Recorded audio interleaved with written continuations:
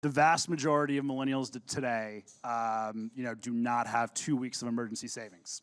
And if you don't have 2 weeks of emergency savings, it gets into some of the problems that we talked about in terms of compounding. But thinking about saving for the future, it's really, really important for young people to save now because of compounding interest, because of assets like real estate that can appreciate.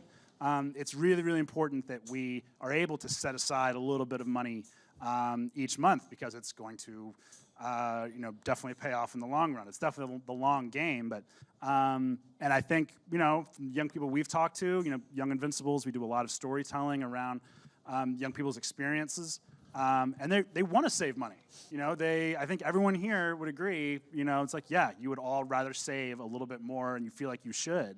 But yeah, if you've got $300 a month going out your checkbook to your student loan repayments, which is not an appreciating asset. It's not something that is necessarily tangible and is helping you out.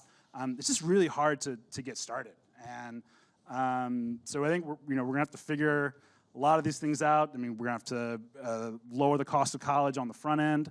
We're gonna have to make it easier to repay on the back end, because unfortunately, there's not like one economy. There's a very different economy for folks with post-secondary education or training. It doesn't have to be a bachelor's degree or even an associate's degree. There are good opportunities, and a lot of our research shows that pursuing college is still your best protection from some of these big changes. It can really shield you from some of these changes, but student debt is definitely getting in the way and blunting those effects.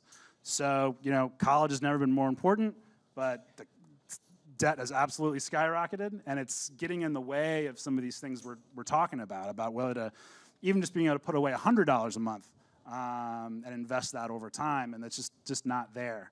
So yeah, I interviewed a guy the other day who graduated from law school, and his student debt payments were $2,000 a month. Well, I would recommend that he enter an income-driven repayment plan. Right.